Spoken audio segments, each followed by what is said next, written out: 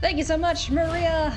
Welcome to the upper quarterfinals, everybody. I'm Eli Loney alongside Mani Davuti. And my friend, we have the coolest round of the day because that's right, count them, four people going to the World Championship. Yeah, this Feels good. It's rare that you get to kick off the day with matches that have so much on the line, and getting to do it on a Sunday, I am just stoked, especially getting to watch a battle of the all New Yorkers playing against each other. This is just really fun to watch, and I'm just so excited. I am excited too. I can't wait. These two decks are absolutely freaking awesome to play. I've been loving just rocking them on the ladder. Losing horribly because, I'm not these guys, but they are certainly super duper fun to play. I recommend giving them a go. And the fun thing is, both of these decks, they've only faced each other twice, and they've got a win apiece between them. So let's determine here which of these deck lists is superior. I mean, these are pretty good draws from both players. Jim's got a hand with a removal spell, as well as Kaido and Fable the Mirror Breaker and City Soccer Connoisseur. So really ready for the first venture creature from Eli and then start just dropping threats. On the other side, Eli has a Duress for one of those powerful cards, as well as a 2-drop and some removal spells. So it feels like we're already getting into a very competitive game here. Oh, I love it. Turn 1 Duress. Well, I'm pretty sure Jim doesn't love it. But a couple of options here. Flame Blessed Bolt would be the immediate answer for the Triumphant Adventurer that we see in hand for Kassis. But Kaito Shizuki, we've seen this guy put in some work, and that is going to be the pick there for Eli. Yeah, I think the ability for Kaido to just snowball the game away from him is just too threatening for Eli to just let it go. So we do see him prioritizing the Planeswalker, which makes a lot of sense. This Triumphant Adventurer, yes, you want it to live, but ultimately it's not going to make the biggest deal in this mid-range v mid-range game. Typically, you expect mid-range mirrors to go somewhat later into the game. There's going to be a lot of removals exchanged back and forth. So any individual creature is not worth protecting that much with a card like Duress in that spot. Yeah, you certainly want to get the higher upside card, and this powerful 3-mana Planeswalker is certainly that. If Eli is able to get an attack in with Triumphant Adventurer, he'll be pretty stoked about it. Because on turn 3, I don't know, Jim may be more incentivized to go for this Fable the Mirror Breaker, get that rolling. Yeah, absolutely. And we do see that now Jim is able to make a choice whether he wants to remove this adventurer before Eli is able to go into the dungeon, use the Harvester, and then just drop Fable onto an empty board, which always feels amazing. So there's our little Goblin Shaman that makes some treasures that'll help accelerate Jim's mana development. Plains is the draw here for Kassis. Still has 3 pieces of removal in hand. March of Otherworldly Light has just been an all-star for the decks that are playing it this weekend. Precipitous Drop, sure, can take care of this little gobbo. There's also a Hagra Mauling for later on down the line. Yeah, all 3 removal spells live this turn to deal with the Goblin Shaman, depending on what Eli wants to use. March, the only one of the 3 that is able to answer Fable of the Mirror Breaker while it hasn't flipped into Reflection of Kiki Chiki. However, Eli's a mana short this turn of doing that, so Jim at least gets the guaranteed second chapter, which I'm sure he's happy about. And now with Nidar and the top of Eli's deck, we do see him scry that to the top. I think there's some incentive for him to just remove this Shaman, not let the board snowball, and then be able to get Nidar down and start pressuring that way. Chapter 2, Fable of the Mirror Breaker on the stack. Does Jim want to discard any cards here? Is there anything he would be looking for? Perhaps a replacement Kaito? Absolutely. There's 4 copies in the deck. I think one of the things that Jim needs to do is not overly prioritize removal in this matchup, which is why you see him let one go, especially Flame Blessed Bolt. One of the big threats out of this Orzhov Venture deck is that Nadar, as previously mentioned, and at 3 toughness, that's not dying to the Bolt. So I think Jim feels pretty comfortable letting that one go, knowing that he has a Power Word Kill in hand still to answer that, as now he gets to nab this Hagra Mauling. Yeah, so that's 1 removal spell down. Top of the deck yields this Nidar Selfless Paladin. So the Dungeon 2 3 time. 3s. Yeah, dungeon time. Alright, we have to do a dramatic reading like Cedric did. Otherwise. The lost mine of Fandelver, we enter into the cave entrance. Scry 1. To the top, it is a Vanishing Burst. Is that dramatic Unfortunately, enough? I think we can allow that. Okay. I don't think this Nadar is going to survive long enough to venture Oh any no. deeper into that dungeon. But with that precipitous drop in hand for Ely, does have at least one more venture to go a chamber deeper, either into the Goblin Lair or the Mine Tunnels. I would guess more often than not it would be the Mine Tunnels in this matchup, though considering Ely's already doing well for mana, we might see a Goblin get made. Yeah, a couple extra creatures never hurt anyone. As we see the blood token sacrificed there, another Fable of the Mirror Breaker in the hand here for Jim Davis. Yeah, another Fable for Jim, a Vanishing Verse on top for Ely, so an answer for it already available. Ely is able to clear off this reflection of Kiki-Jiki with the Precipitous Drop in hand if he wants, and then draw the Vanishing Verse. So he can cleanly get rid of these, but the City Stock Connoisseur is still there as a 3/3 Death Touch, so Nadar doesn't get any free attacks at the moment, which is unfortunate if Jim leaves it back. Curious if we might see Nadar jump in the way of that City Stalker Connoisseur, knowing the shenanigans that Kiki-Jiki, well, the reflection thereof, can get up to with a City Stalker Connoisseur. Vanishing Verse is an answer for the reflection on the board, so that'll get rid of that fun little copy friend. In fact, it's going to be Precipitous Drop, so venture further we shall. What's it going to be? We're making time? a Goblin. The Goblin Lair. Yeah. Gotta do it dramatic. Come on, Monty. I don't know if I can do it justice. You know, I think Cedric has just set such a high bar that if I tried, it would just be like a mere imitation, and Okay. I'm just not about that life, you know? All right. Don't play D&D with us. It's fine. Our Selfless Paladin gets in for 3 points of damage. He's almost through this dungeon. And when he is, this team is getting a big old buff. Yeah, and you see Ely wants to play the land here because if Jim goes for another copy of City Stalker Connoisseur, if Ely uses that Vanishing Verse, he'll be forced to discard the land. So just develop the mana and set himself up to be essentially safe against the Connoisseur. Something that is really interesting here is I think Jim showed some amount of disrespect for Nadar, just allowing Ely to go further into the dungeon and set himself up for these future turns. Now he has a 2/2 Goblin, so that creature actually somewhat matters because it's a viable blocker. And definitely it feels like this Nadar has already given Ely some advantage that you wouldn't normally get from a 3-drop in this matchup. Yeah. So a couple decisions here. How do we want to remove the Selfless Paladin? It's going to be Voltage Surge, sacrificing that blood token to get the 4 points of damage here on Nadar. So no more venturing for you. Powered kill. Could also clear out that goblin if he wants to. Yeah, I think at this point, Jim wants to start snowballing, get some damage on. 5 is definitely a decent amount. Considering your opponent's a 17, you do have a creature land available to you in the Hive of the Eye Tyrant. And Ely's only on 1 card. You also have Fable of the Mirror Breaker flipping next turn. So with Ely only having 1 card in hand, Jim is sort of presenting too many axes of attack, and now Ely might be forced to use this Vanishing Verse on the City Stalker Connoisseur to save some life rather than the Fable of the Mirror Breaker. But by letting the reflection of Kiki-Jiki come onto the battlefield next turn, he's essentially saying, if you draw any of your creatures that are good with this, whether it be Connoisseur, Town Razor Tyrant, whatever it may be, I'm going to be in a lot of trouble. Yeah, we're in top deck mode now for both players as we find a Mountain and a Triumphant Adventurer a piece here for these players. There is the reflection of Kiki-Jiki, and I think we're going to get some Hive of the Eye Tyrant attacks in here. Yeah, looking at the status of Ely's dungeon, he does have 1 chamber to go, so if the adventurer attacks, Ely is going to draw an extra card, and adventurer notably does have first strike on Ely's turn, so Jim won't have good blocks on it. So I think it's a matter of I'm going to put as much pressure on you as possible and assume that because you have no cards in hand, you don't want to block with this adventurer, so I'm going to get rid of a third of your life total in this attack. Have the Eye Tyrant exiling on attack. It has menace, so no danger here for it. And the little 2/2 making the treasure on attacks. What is the draw here? It's an Archon of Emeria. Alright. It's not the worst, but let's see what else we draw here from the Triumphant Adventurer. Completing the Temple of Dumathuin.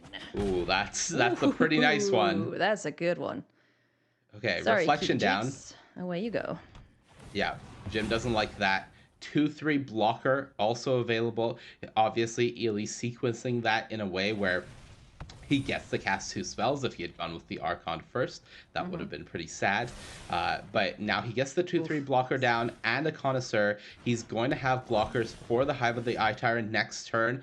Big whammy from Jim, and I think Ely's going to be pretty sad to see a third Fable of the Mirror Breaker come down this game. Though, for Jim to cast it, he will have to take a turn off from attacking with the Hive of the Eye Tyrant unless he wants to use those treasures and play this mountain, which with Fable you really don't want to do. Your excess lands can be discarded to that second chapter, so Jim taking a turn off, and I think Ely will appreciate that, considering now he gets to venture deeper into the dungeon and get rid of this mountain with that City Stalker Connoisseur. So Triumphant Adventurer going on a journey. Let's see which dungeon we go into this time. Likely gonna be the Lost Mine of Phandelver once again. Yeah, we're already in Phandelver. Let's make another Goblin token. The Precipitous dropped last turn, started at Dungeon Journey again, and just delving a little deeper there, get rid of that card. Normally getting rid of the land, not great, but you see Jim is a little annoyed about that because, again, with that Fable of the Mirror Breaker, you really want to be able to discard 2 lands and draw 2 cards here. Yeah, that would have been ideal.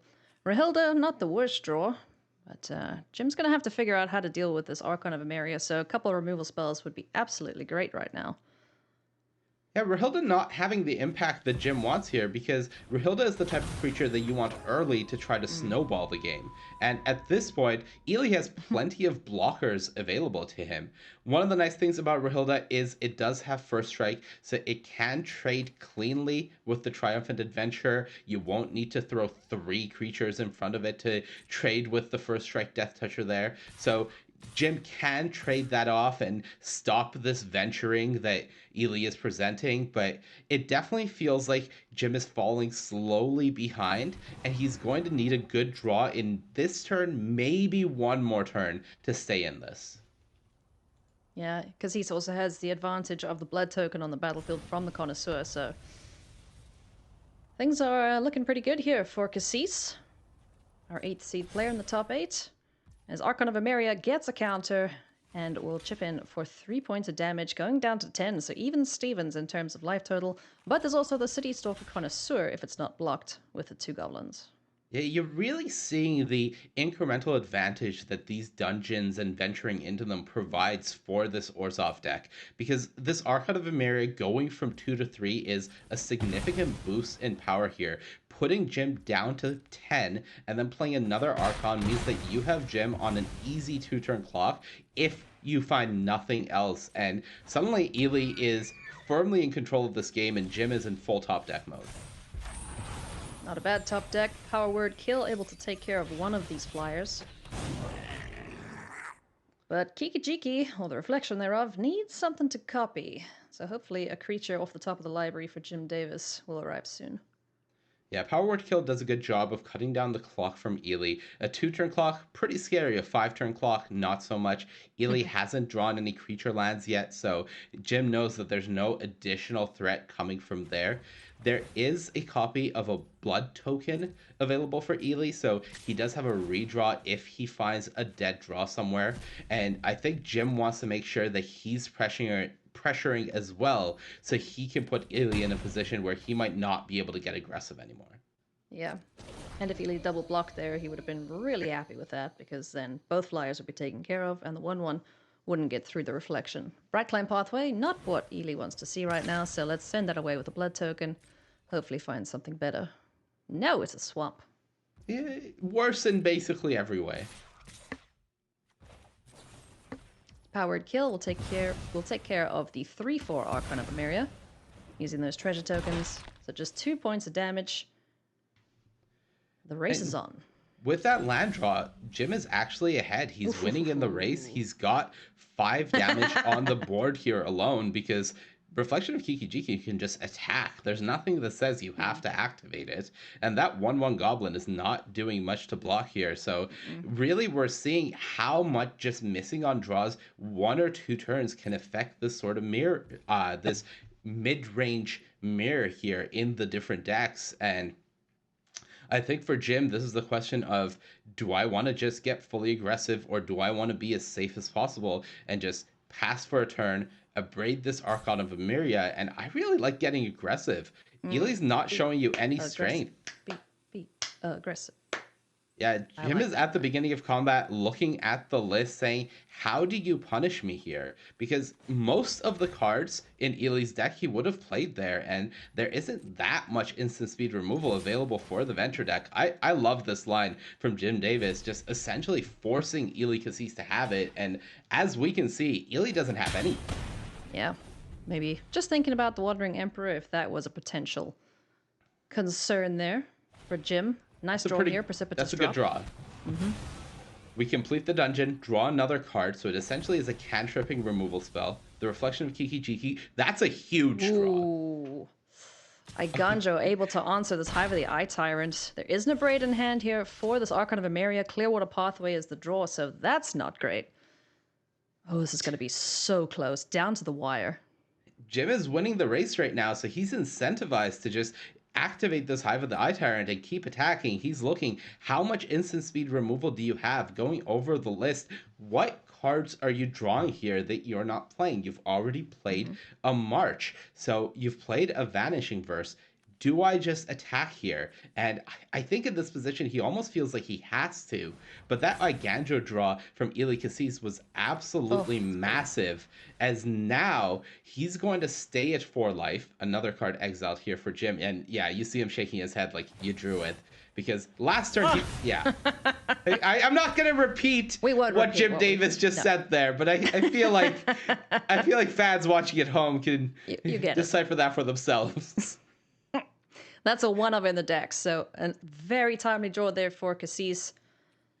Nothing really going in the hand here for Jim Davis. Does have the removal piece, though, for the Archon, but he is also going to drop down to 4 with this next attack, so still anybody's game at this point.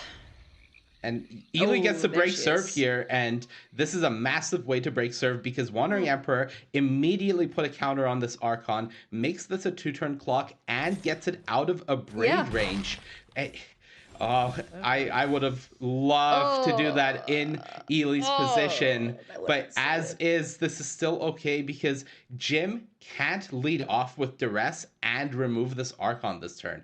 He'll have to remove Archon on Eli's turn. So Eli will get to respond to the Duress with the Wandering Emperor and still activate it. So this is still a great position for Eli Kassis, regardless of what Jim does. If he leads off with a Braid on his turn, which he has no reason to do, then he'll just walk right into the Wandering Emperor. And yeah, this is just absolutely devastating for Jim Davis. In response to the activation from the Emperor, though, he can abrade the Archon, yeah? Not this turn, because you can only cast 1 spell. So if Eli has the exact read on a braid, he can just put the counter on now. But he might just make a token to diversify his threats. There's no reason to have 1 threat here when this is lethal. So Jim survives. But it's looking really rough. Oh. This game has been so tight, and you see Eli, there's no reason for a counter. If Jim has a removal spell, it's going to kill either creature anyways. So instead he attacks for 2, and this allows him to minus the Wandering Emperor again for another Samurai token, making sure that he remains with 2 threats, that wins through a blocker, that wins through 1 removal spell. He has a removal spell of his own, and I don't really see a way back for Jim Davis. That's not going to do it. Plus means he discards the card he draws. Minus means he makes a 1/1 but dies to the creatures on the board. And Eli Kassis is going to take this first game. Man, that was so incredibly close. Kaito Shizuki is going to do his best, but that's going to be all she wrote for this game here in this upper quarterfinals. The very first one, powered kill, gets that out the way. And we're going to see Eli Kassis pick up the first game here. Cool as a cucumber. Yeah, you see just a small breath of relief, because I think Eli understood it as well as we did. There were multiple points in that game where it really felt like one player was about to win, and then just that precipitous drop into Iganjo turn was just the absolute massive game changer. Yeah. Oh my goodness, so close, but so far. Let's take a look at the sideboards here, what decisions these players are making in this mid-range mirror. Talk to us a bit about these choices. Well, as mid-range mirrors typically go, you want to go over top of your opponent. So what we see from both players is a nice amount of removal being boarded out. One drop, a power word kill, mauling, march from Eli, as well as all the Archons, because you don't really want to be limiting yourself to one spell a turn in this matchup. On the other side, two Flameless Bolt and a power word kill coming out. And then you go over top. So Sorin coming in, Nighthawk Scavenger, a card like Soul Transfer that can potentially give you a 2-for-1 or 3-for-1, depending on what you return with it. We see Eli bringing in Reckoner Bankbuster, and one of the cards I actually really like in the matchup, Meathook Massacre. It doesn't seem to do much considering Jim doesn't have that many creatures, but being able to answer a board of Reflection of Kiki Jiki plus a City Stalker Connoisseur in and of itself is good enough. And Jim typically has a little more than that. He maybe has a pesky ninja. He might have a shaman token remaining. He might have a Rahilda, even though we do see some of the Rahildas getting boarded out there. So I really like the bringing in of Meathook Massacre there for Eli. Yeah, just being able to answer the entire battlefield, which I'm pretty sure Jim Davis would have loved to have drawn on that last turn there, just to get those creatures off the battlefield. And while Jim is thinking about his last few sideboard decisions, I want to point out one of the cards in Eli's sideboard that is not entirely unique to his list, but from the 17 players on this team that brought this Orzhov Venture deck, there were typically 1 to 2 slots in the list that were different for each person. And one of the cards that was Eli's Spice is that copy of Cathar Commando in the sideboard. It is a disenchant effect, able to answer cards like Fable of the Mirror Breaker and deal with those. But one of the cool things that it does is it combos really well with Lisa, that is one of the end game cards in Eli's deck, to essentially give you that effect every turn. It's pretty awesome. Instant speed ability fits in super nice with his game plan. As we're ready to kick things off here in game number 2.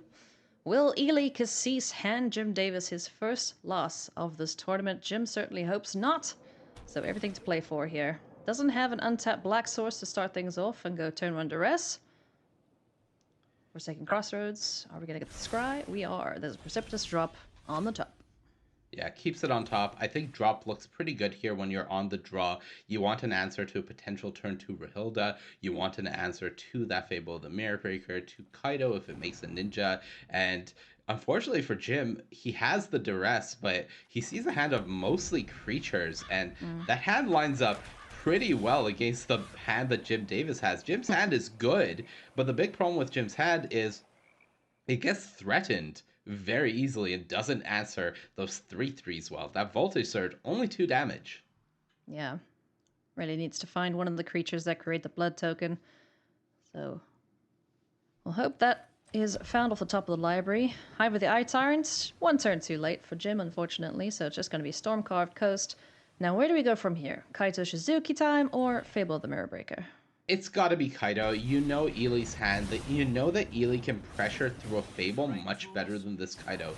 Once you have Kaido and you know that Eli can't interact with a Planeswalker during his turn, given what you know about his hand, you can just play it, and Eli might feel forced to remove this ninja if he doesn't want you to just start getting free cards, but that would be a huge cost to his curve, because you see he has 3 drops in his hand. He really doesn't want to be using his 3rd turn to play a 2-mana card. So now you're guaranteed a point of damage and an extra card draw, and if you can find an untapped land, you can lead into a Townraiser Tyrant or a Sorin, both of which would be pretty good here. Alrighty, Kaito, let's see what we can find. Is it an untapped land? It is not, unfortunately. So either Sorin or Townraiser Tyrant are vulnerable to the City Stalker Connoisseur that we see in hand there. Yeah, definitely not a bad draw for Jim. It is another threat that he could develop here for 3 mana rather than playing Fable of the Mirror Breaker. It is a blocker for that Graveyard Trespasser, if nothing else. So he is able to protect Kaido this way, as we do see Eli does not have a removal spell for the Nighthawk Scavenger.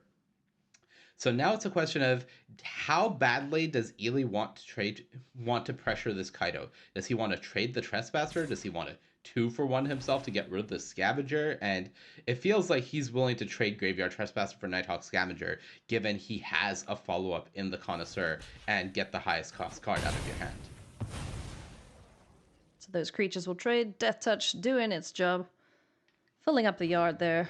But Eli won't be too sad about that, considering there is a second copy. But it's City Stalker Connoisseur time.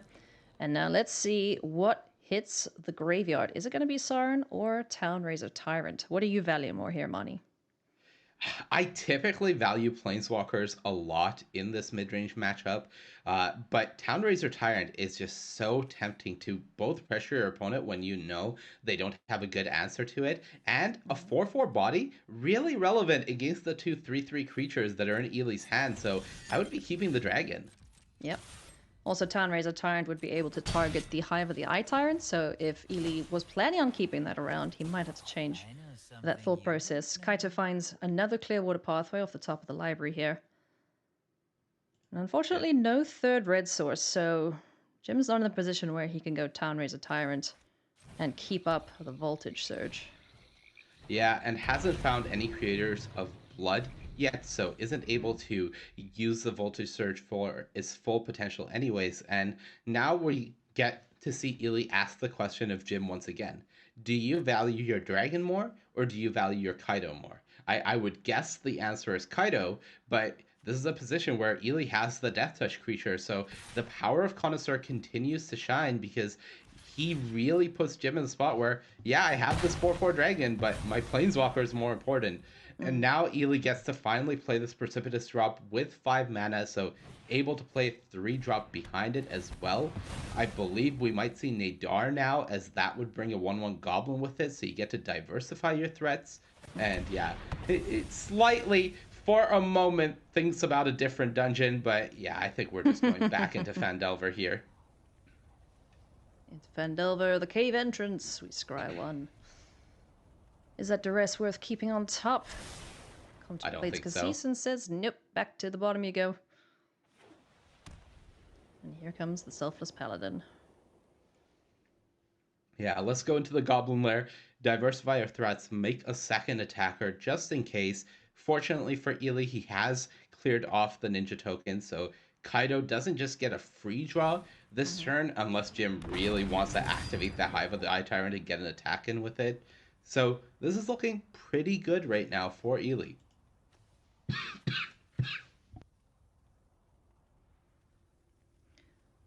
Selfless Paladin does indeed make that cute little 1/1, and Hive of the Eye Tyrant is going to start bopping Kassis in the schnoz for 2 points of damage. Down to 16 it goes. That is a very good draw.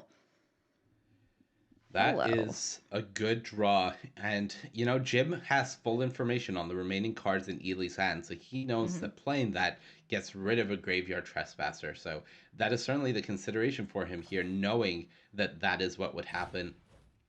And able to still plus or minus this Kaido Voltage Surge for that Goblin token.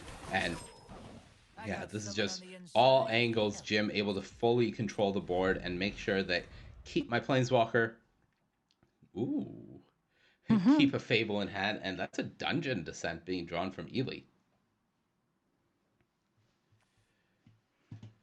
Pretty cool way to start powering out your ventures. And Takenuma would be able to get a creature back from the graveyard. Is there anything worthwhile right now to go fetch? There certainly is, but there is a pretty big tempo cost to activating Takenuma here. We may actually see Eli opt to go for something like this blood token instead, really thinking through all the options. I'm not sure what he's getting back here. Oh, he has a legendary creature, so it costs 1 less. Okay. Nice. So now he has the option to get back any of the 3 drops and play it with the Dungeon Descent.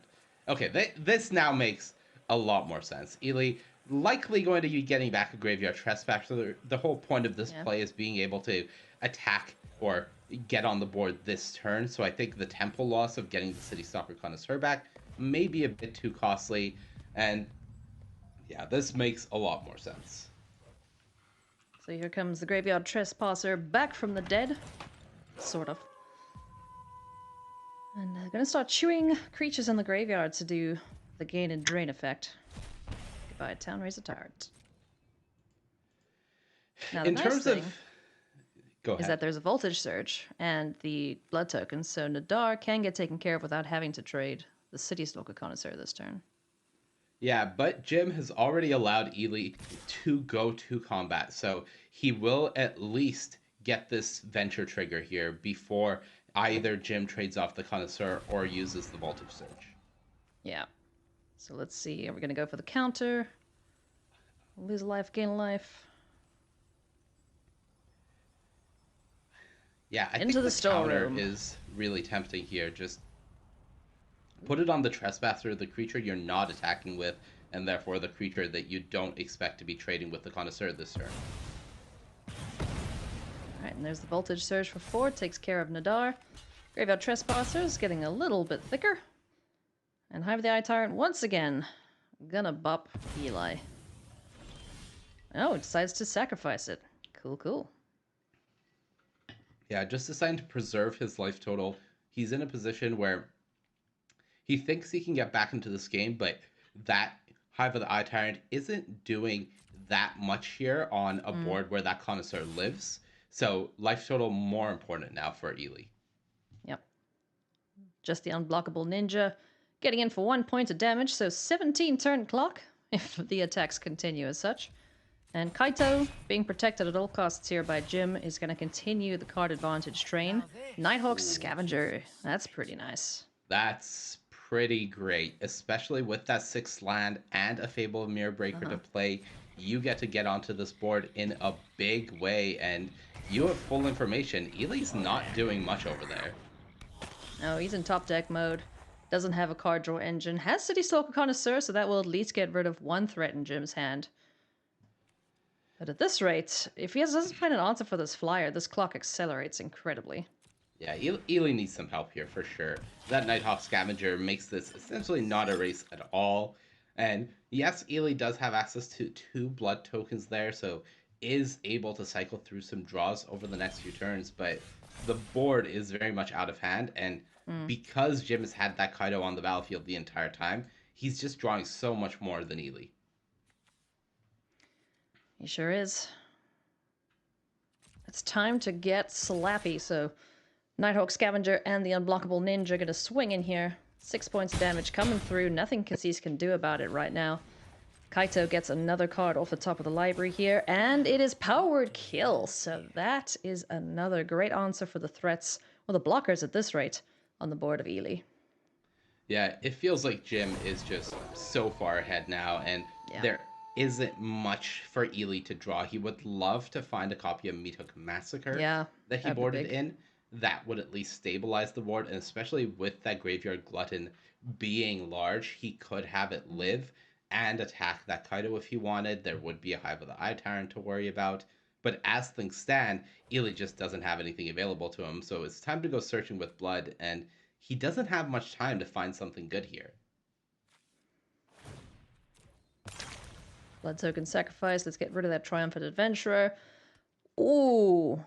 Yeah. That's just brutal. You see the chuckle from Ely. Like, you could have been 1 draw step earlier. You needed to make me sacrifice the blood and tap this mana. Because Powered Kill doesn't touch that angel. Nope. No angels, no dragons. Lisa would have been safe. I don't know if it would have done enough to stabilize this board against that Nighthawk, but as things stand, not being able to come down this turn is very costly. Yeah. That hurts. Powered Kill is going to target the Graveyard Glutton, the extra card in hand, who will get discarded to pay for the ward cost. And there's 1 less creature on the battlefield for Jim Davis to worry about. And Jim has a Hive of the Eye Tyrant as well, so it feels very much like Jim does have lethal here. Ely might be forced to discard a card with that blood, try to find some sort of instant speed removal spell if Jim goes for it. And we saw Ely board out a decent bit of his removal, so that's not an easy ask there. Yeah. Alright, so not going for the all-out swing here for Jim. He's going to be patient with it. I think I counted 14 damage with the Hive of the Eye Tyrant. Yeah, patience might end up being a mistake. I did mention Ely does have Meathook Massacre in his deck, so contrary to what this matchup normally plays like, Eli has an out to a board that is this wide. So I think Jim giving Eli some extra time may end up looking bad for him if Eli is able to draw that Meat Hook Massacre. All right, Jim's just got to pray to his lucky stars that there's no Meat Hook Massacre off the top of the library, because that would clear off the entire battlefield and gain wouldn't Eli be life. that devastating, obviously, because the Hive of the Eye Tyrant does still exist there. He does still have an attacker available to him, but it's the type of situation where it feels like Eli goes from 0 outs to 1 out. Yeah. Lisa's Forgotten Archangel's gonna get binned. The Forsaken Crossroads off the top. He YOLO'd for it and couldn't find it, unfortunately. So that's gonna be game number 2, going the way of Jim Davis. We are tied up a game apiece here, and both these players are 1 win away from locking up their World Championship spot. Game 3, what do we do differently? Not much, I would guess. Eli is on the play, so already feeling better about that. Does have access to Triumphant Adventure to play on turn 2, and get an attack win with it before Jim is able to develop, which would be really nice to snowball away the game.